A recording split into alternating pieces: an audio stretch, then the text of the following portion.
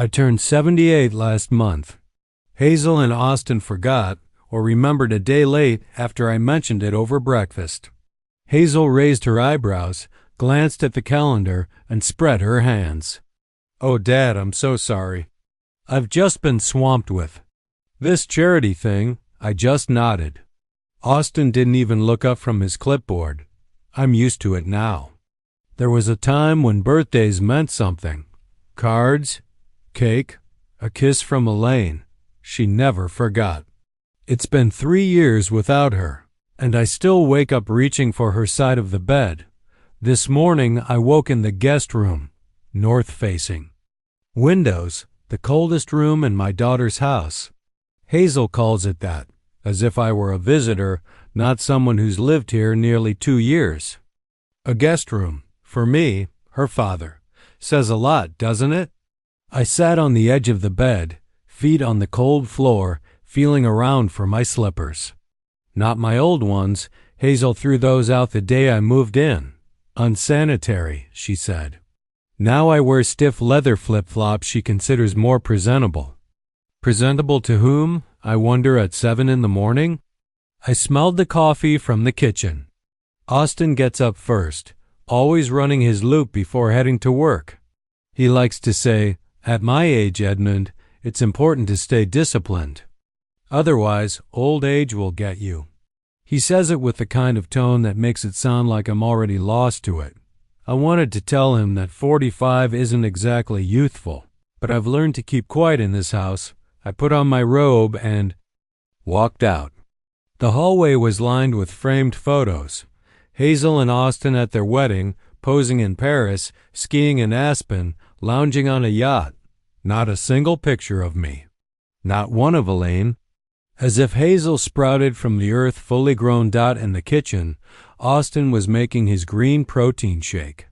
He gave me a silent nod, not stopping the roar of the blender. I poured myself a cup of coffee, strong, bitter. Austin's idea of real coffee. I asked for something milder once. Never asked again. When the blender quieted, I said, "Good morning." "Morning," he replied, pouring his drink into a sports bottle. "Oatmeal on the stove if you want it. Oatmeal, every morning. Hazel's rules. No eggs, no bacon.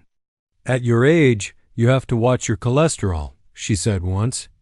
My cholesterol's been normal for 40 years. Austin's the one with blood pressure problems, but we don't talk about that.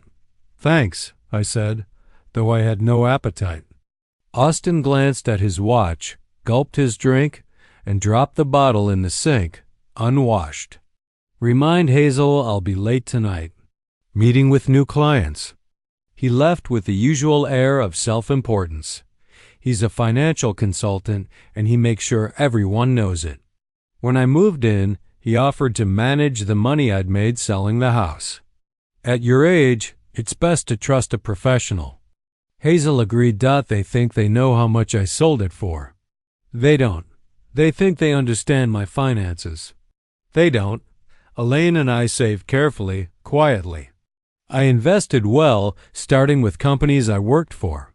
Over time, I learned the market, slowly, conservatively, but effectively.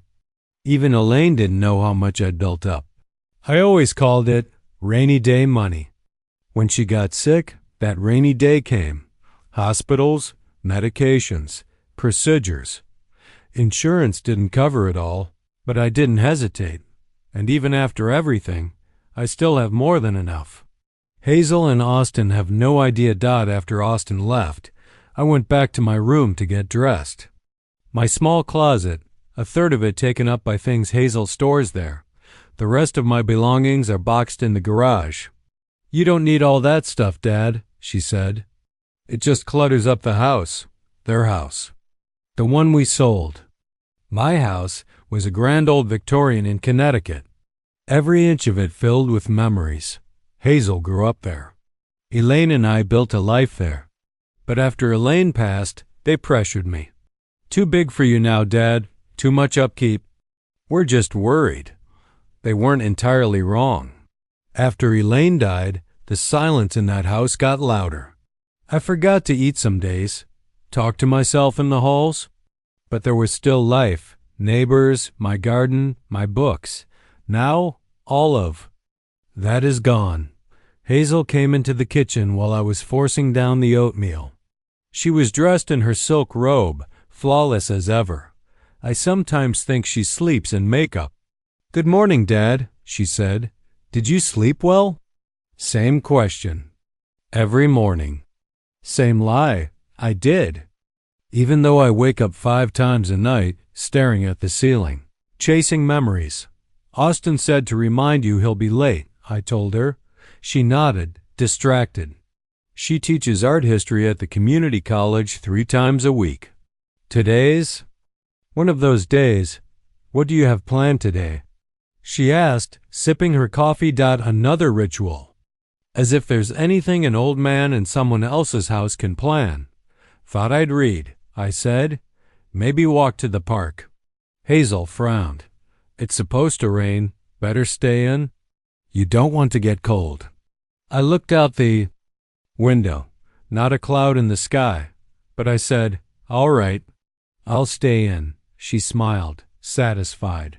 "I'll leave lunch in the fridge." "Don't forget your medication." I nodded again. "Medication?" She means the vitamins and supplements she insists I need. I don't take them. My doctor says I'm healthy for my age. I dropped the pills in the trash when no one's looking. When she left, the house fell quiet again. I sat in the living room with a book I didn't read, watching the world go by. Joggers, kids, strollers, people with places to be. I thought about the old house, Elaine's rose garden, the porch where we drank tea, a study with my books, Hazel's old nursery, which we never changed, even after she left. She used to call me her hero. "My daddy builds dams and saves cities," she'd tell her friends. I'd take her to job sites and show her how it all worked. She asked the kind of questions that impressed even my colleagues. When did I stop being her hero? Was it when she met Austin, who once asked, "Hydraulic engineering, is that like plumbing?" Or was it after Elaine died and Hazel couldn't bear the grief or the guilt? Now I sit in a house that's clean, cold, and modern. No warmth. No past. Not a single picture of the life we lived. I looked at the newspaper Austin had left on the table and flipped to the financial section. Old habit. The numbers still make sense to me. The market shifts, and I can read it like a map. Austin thinks he's the expert. Maybe someday he'll learn he's not the only one who knows how to plan for the future. But by then, I wonder if it will matter. Exceeded all expectations. Sometimes I think Austin would be shocked to learn that his old father-in-law owns stock in the companies whose clients he's trying so hard to attract, or that the amount in my accounts is several times their family's annual income. But I don't talk. I keep me secret. It gives me a strange satisfaction, especially when I hear my son-in-law's condescending comments about the financial illiteracy of the older generation. Sometimes I dream of leaving here to rent an apartment or even buy a new house to live by my own rules without supervision or control. But something keeps me here. Maybe it's habit or fear of loneliness, or the hope that one day Hazel will look at me again with the same admiration I had as a child. Foolish hope. My daughter has long since grown up and become a stranger. A man who thinks I'm a burden, who can't wait to put me in a nursing home under the pretense of caring for me. I know about their plans. Heard them discussing options for decent care for my father late at night, thinking I was asleep. Sunset Villa is a luxury. Nursing home in the suburbs. There's great care, recreational programs, medical care, Austin said. And we'll be able to visit every weekend, Hazel chimed in.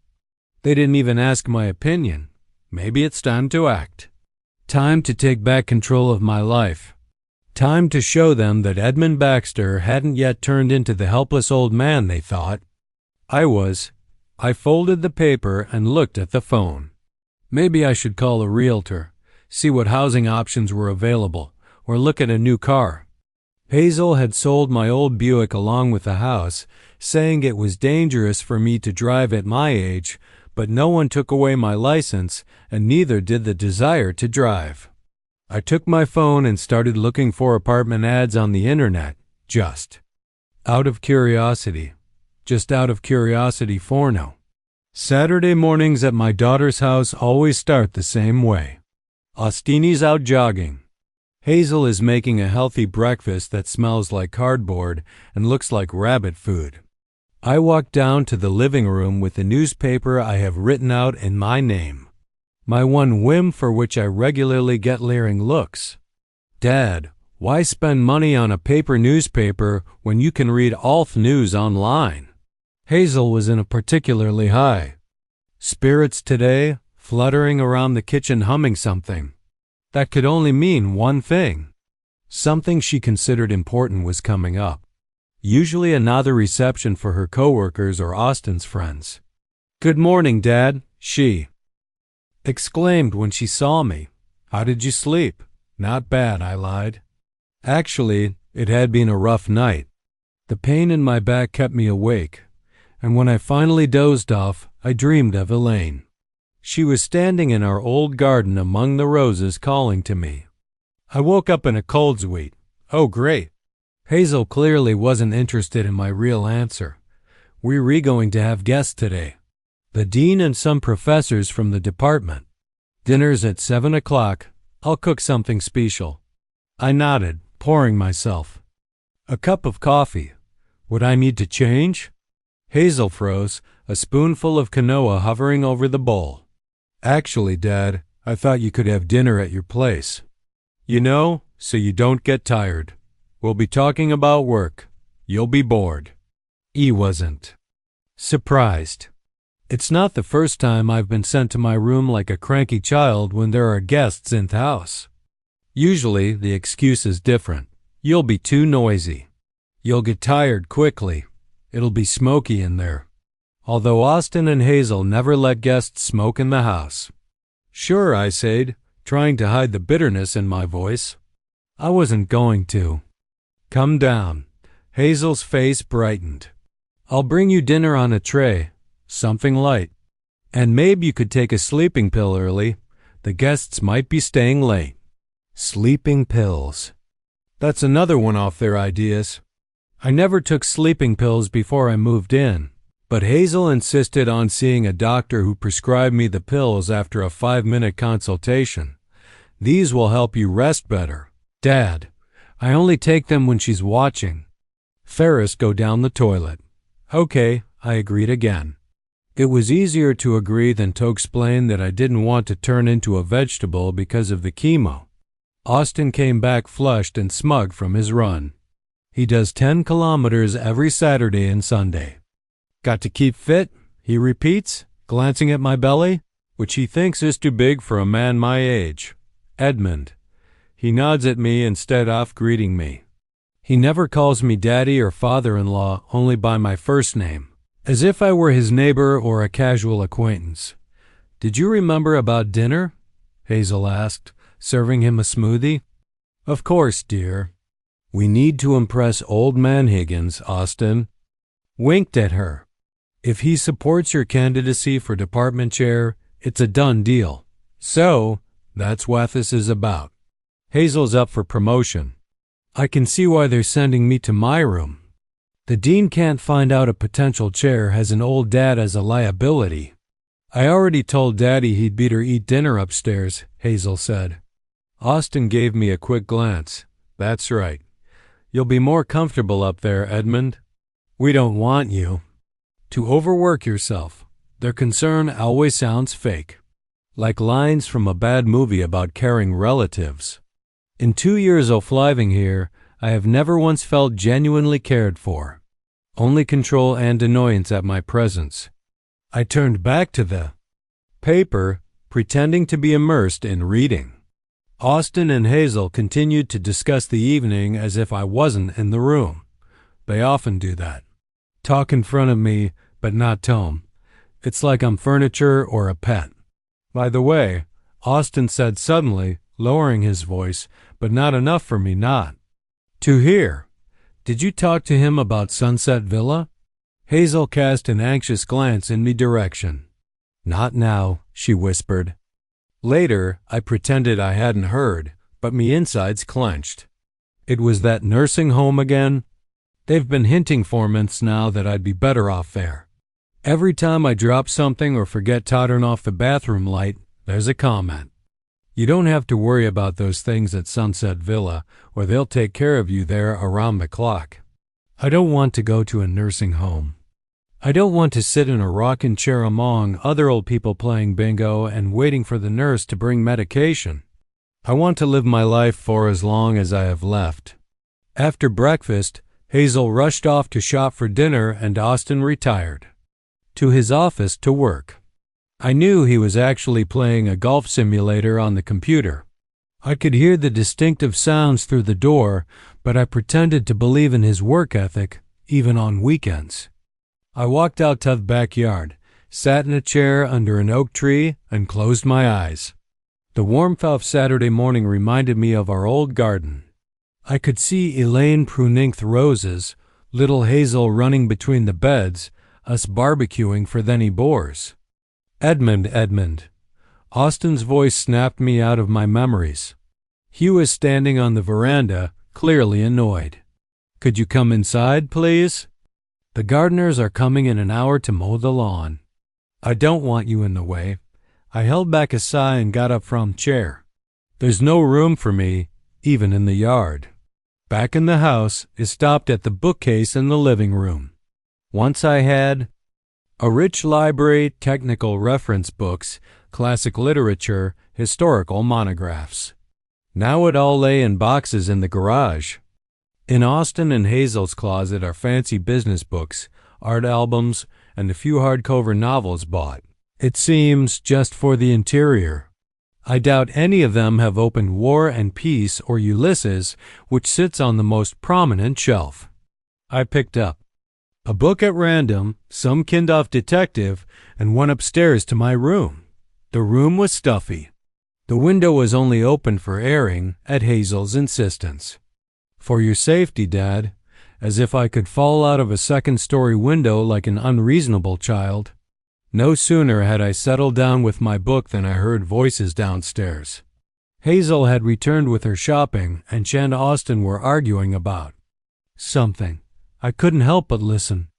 I'm telling you he won't go for it. Austin's voice sounded annoyed. We have to try. Hazel insisted. I can't go on like this. It's too hard. What's hard? He barely requires any attention. You didn't understand. I worry all the time. What if he falls or forget to turn off stove, or then all the more reason to act decisively? We both know that Sunset Villa is the best solution. A pause. Then Hazel's voice quieter. But he's so stubborn. He always has been. Honey, this is your father we're talking about, not the baby. He can't just say no. After all, it's for his own good. I clench my fists for my own good. That's what they always say when they make decisions for me. Like I'm incapacitated or have dementia. As if 78 years of life and a career as an engineer hadn't taught me how to make my own decisions. I spent the rest of the day in my room pretending to read, but actually replaying the conversation between my daughter and son-in-law in my head. They were preparing for a serious conversation with me, and I had to prepare myself too. At 6 p.m., Hazel brought me dinner on a tray. Chicken broth, toast, and an apple. Light and healthy, she said with a fake smile. I thanked her and asked if I needed help getting ready for the reception. She almost waved her hands in horror. No way, Dad. Get some rest. An hour later, the house was filled with voices. Laughter, the clinking of glasses, the smell of expensive perfume. I sat in my room listening to the fun downstairs. No one even thought to introduce me to thegists. It was as if I didn't exist. Dinner dragged on until midnight. I stayed awake, listening to the sounds of goodbyes, the noise of dishes being washed. the soft conversation between Hazel and Austin when they finally went upstairs. They were pleased with the evening. "Higgins is obviously impressed," Austin said. "I think my chances are good," Hazel replied. The next morning, they slept late and I got up early as usual. Brewed myself some coffee and made toast with jam, a rare treat that I can only afford when they're not around. Hazel thinks jam is too sweet for my age. I was eating my forbidden breakfast then Austin came down to the kitchen, disheveled and readied. When he saw me with my toast, he wrinkled his nose but didn't say anything. He poured himself some water and swallowed a head of chipil. "Did you drink a lot last night?" I asked, unable to resist a small quip. Austin looked at me with annoyance. "It was fine. Grown-ups do that sometimes, you know." His tone clearly said, "Unlike you, I have the right to relax." I stayed silent, finishing my coffee. Soon, Hazel came downstairs, unlike her husband, fresh and alert. She always tolerates alcohol better. "Good morning," she sang. But when she saw my toast with jam, she frowned. "Dad, what about sugar? It's bad for you." "One jam toast and 80 years of my life won't kill me," I replied calmly. "You're 78, Dad?" Hazel corrected me as if it mattered. "So what? I won't live to be 80 because of jam?" Hazel rolled her eyes, a gesture she'd adopted from Austin. "Don't be dramatic. I'm just looking out for your health." "Thanks. But I can take care of myself," I said more firmly than I meant to. There was an awkward pause. Austin and Hazel looked at each other. I realized I'd given them the perfect excuse for a serious talk. "Actually, Dad," Hazel began, taking a seat across from me, "we've been meaning to talk to you about this." Austin sat down at the table with his hands folded like a business meeting. "About what?" I asked, even though I knew the answer. "About your ability to take care of yourself?" Hazel said softly, as if addressing a child. "Austin are worried. You're becoming forgetful. You get confused sometimes. That's normal at your age." "But I'm not confused," I interrupted. "And my memory is fine." "You forgot to turn off the water in the bathroom last week," Austin countered. "And before that, you almost left the stove on." I wanted to say that he'd left the stove on when he was making his tea, but I didn't. It's no use arguing when they've made up their minds. "What's your point?" I asked directly. Hazel took a deep breath. "We think you'd be better off in an institution where professionals will take care of you." "A nursing home," I clarified. "A residence for the elderly," Hazel corrected. Sunset Villa is not a nursing home. It's a luxury complex with individual apartments, restaurant, swimming pool, entertainment program, and nurses who make sure the old people take their medicine on time and don't pee their pants." I finished for her. "Dad," Hazel was outraged. "You're exaggerating, Jevingty." "No, you're exaggerating. I'm perfectly capable of living on my own. I'd need round-the-clock supervision." Austin stepped forward, his voice hardening. "Edmund, let's face it. You aren't young anymore. Your health is not perfect. You need constant care." "My health is fine," I objected. "Ask my doctor." "We talked to Dr. Mitchell," Hazel said. "He agrees that Sunset Villa would be the best option for you." I felt anger boiling up inside me. They were talking to my doctor behind my back, making decisions about my life without a sting. "I'm not going to any Sunset Villa," I said firmly. "And don't discuss my health with anyone without my knowledge." Hazel sighed as if she were dealing with a cranky child. "Dad, we realize this is a difficult decision, but think of us too. We can't give you the care you need. We have jobs, social lives, and you are hindered by an old man who spoils the interior and scares away guests." I finished for her. "Nobody said that," Hazel exclaimed. But I could see in Austin's eyes that I had hit the mark. "There's no need to be dramatic, Edmund," he said, trying to sound reasonable. This isn't about you jetting in the way. It's about you being better off among your peers with professional care. I don't need professional care, I repeated. And I'm not going to any nursing home. Hazel and Austin looked at each other again. I could tell from their faces that they had been preparing for my rejection and had a plan. We signed up for a tour of Sunset Villa next Saturday. Hazel said, just a seat, no commitment, but I'm sure you'll love it there. I shook my head. I'd need a tour. I'm not interested. Austin was beginning to lose his patience. Look, Edmund, we're trying to find a compromise, but if you won't cooperate, then what? I asked, looking him straight in the eye. You're going to throw me out on the street. No one's kicking anyone out, Hazel said quickly. We just want you to consider all your options. I have, and the answer is no. He stood up from the table, signaling that the conversation was over, but Austin wasn't going to back down. Sit down, please, he said with pressure. We're not done. I'm done, I replied, and headed for the stairs. For the next few days, the atmosphere in the house was tense. Hazel and Austin talked medrily and formally. No questions about how I was feeling, no offers to watch together, just dinner is on the table. And don't forget to take your medication. I didn't mind this cold truce. It gave me time to think and plan my actions. I started looking at Tapperman ads, checking my bills, making a list of things I wanted to take with me. On Friday, back from college, Hazel brought up Sunset Villa again. Dad, I made an appointment with the director tomorrow morning at 10 o'clock. They'll show us the apartments, introduce us to the staff. I already said I'm not going, I interrupted. Hazel gritted her teeth. You haven't even seen the place. How can you judge? I don't need to see it. I didn't want to live in a nursing home. Period. That evening, I heard her and Austin arguing in the bedroom. Their voices were muffled, but the words still came through. Unbearably stubborn, Austin said. Like a child. He's always been like that, Hazel answered. But I didn't understand why he won't even look at Sunset Villa. It's not a prison. We've been coddling him for too long, It's time to step up our game. What do you suggest?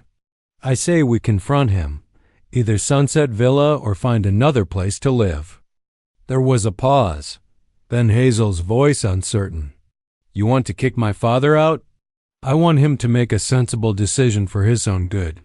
The next morning when I came down for breakfast, Hazel and Austin were already waiting for me. They were dressed for going out. Hazel in a slinky dress, Austin in slacks and a shirt. Good morning, Dad, Hazel said tautly. We're ready to go. Where to? I asked, even though I knew things were. To Sunset Villa, of course. We have a meeting at 10 o'clock, I shook my head. I'm not going anywhere. I'd already told you that. Austin stepped forward. Edmund, we've been patient. We tried to explain things amicably, but you don't seem to understand the situation. I understand the situation perfectly well, I replied calmly.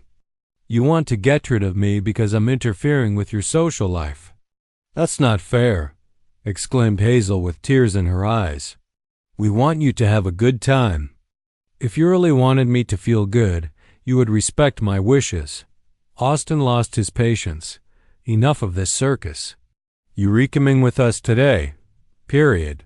Or what? I asked, looking him in the eye. Or you pack your bags and find another place to live, he blurted out. Austin? Hazel gasped. No, honey. That's enough, he said. For 2 years we've put up with his stubbornness, his nagging, his constant resentment. We offer a civilized solution, and he acts like a spoiled child. I looked at them and suddenly felt a strange relief. The masks are off. No more fake concern, no more fake smiles. Only the truth. I was a burden to them, a burden to be got rid of. All right, I said calmly. I'll leave. They both stared at me in disbelief. What? Hazel exhaled. I said I'll leave. I'll find another place to live like your husband suggested. Austin seemed confused by my calmness. But where would you go? What will you do? That's not your concern anymore, is it?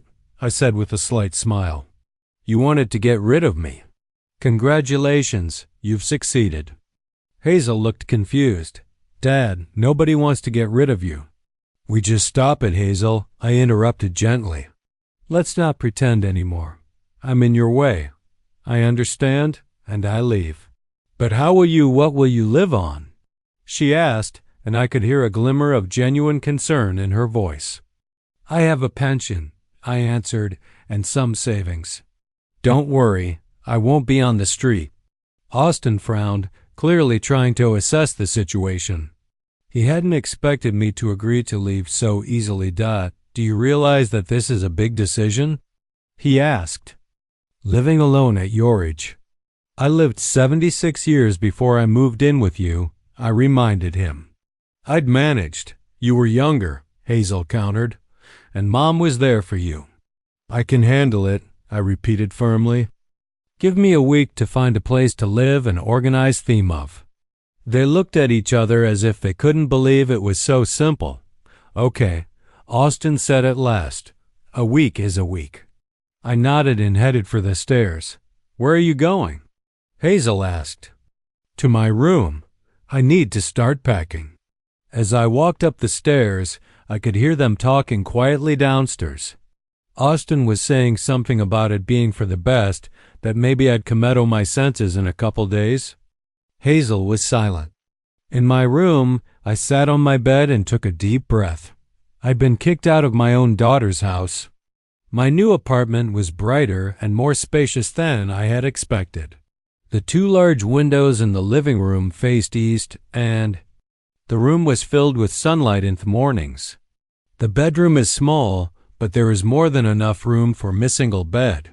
The kitchen is compact, but functional with all the necessary appliances. Most importantly, no one controls what and when.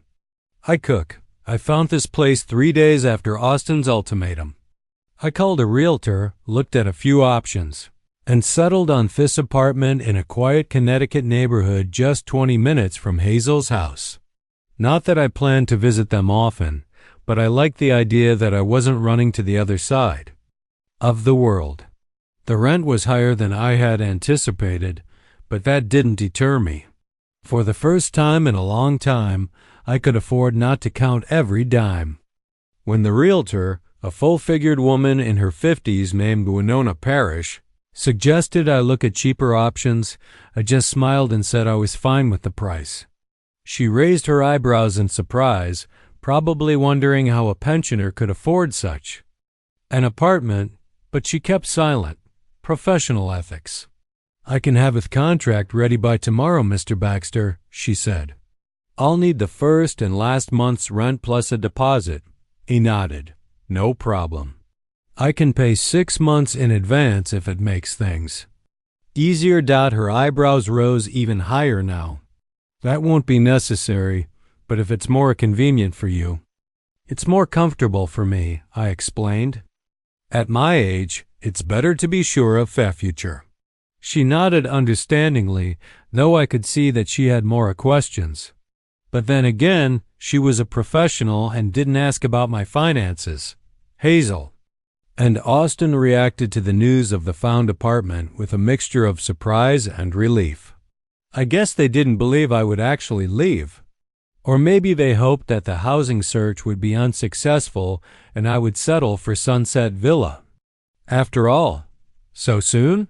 Hazel asked when I told her I was moving in a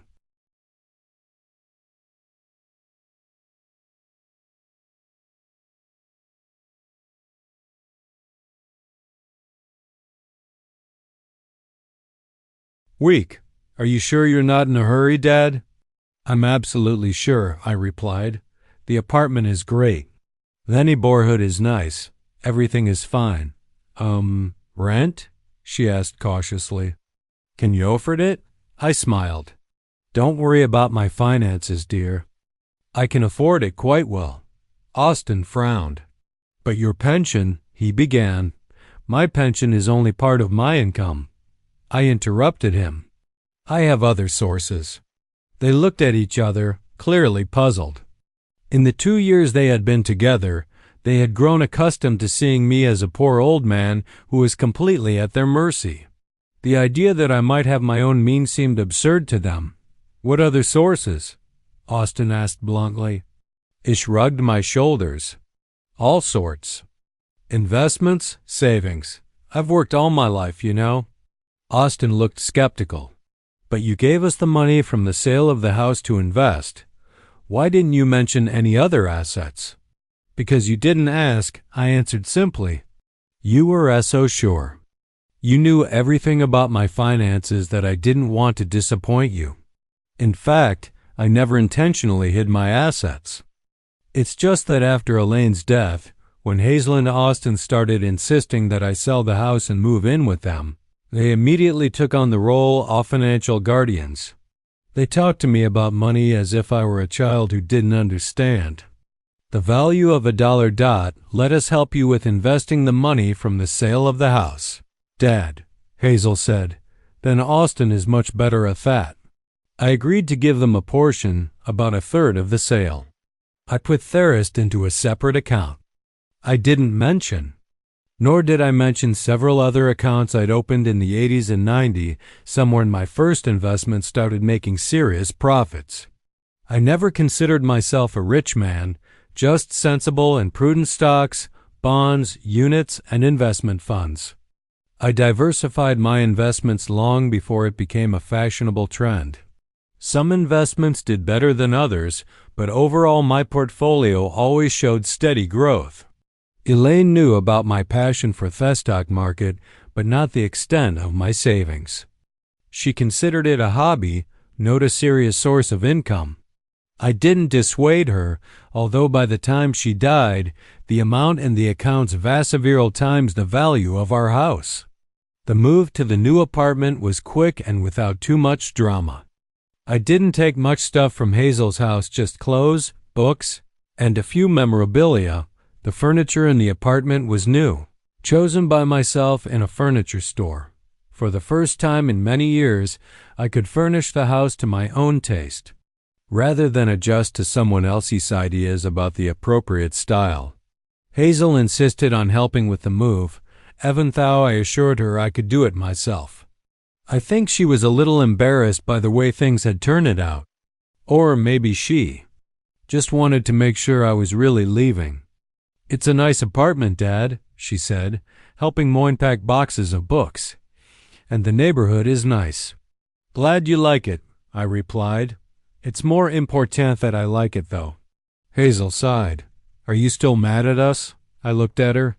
My only daughter, who I once carried on my shoulders and taught to ride a bike, who now looks at me with a mixture of guilt and annoyance. I'm not angry, Hazel. I'm disappointed. There's a difference. We meant well, she said the familiar phrase. Maybe, but you didn't ask what I wanted. That was the end of it. We spent the rest of the day in relative peace, unpacking and putting things away. By evening, Hazel had left, promising to visit me the following week. I knew she wasn't coming, and I wasn't sure I wanted her to. The first night in the new apartment was strange.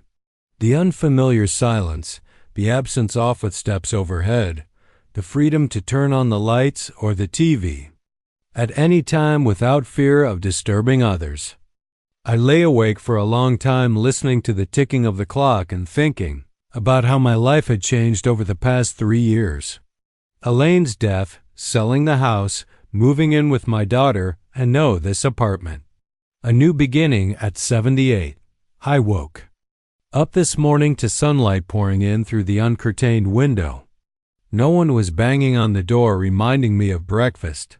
No one was controlling what I ate or when I took my medication. For the first time in a long time, I felt free. I made myself a real breakfast. Scrambled eggs and bacon, toast with jam, strong coffee, everything that was forbidden in Hazel's house. Turned on the radio and found Age's station, another little treat I'd been deprived of. Austin couldn't stand jazz, considering it music for old people. After breakfast, I decided to take a walk around the neighborhood, getting to know the area. The day was clear, warm. I walked slowly with authority, looking at houses, stores, cafes. In a small park not far from my house, children were playing. Young mothers were chatting on benches. I sat down tourist, observing this peaceful picture. An elderly woman with a small dog on a leash lowered herself onto the bench. Next to me, we got to talking. Her name was Doris Mell, 73, and she had lived in the neighborhood for 30 years.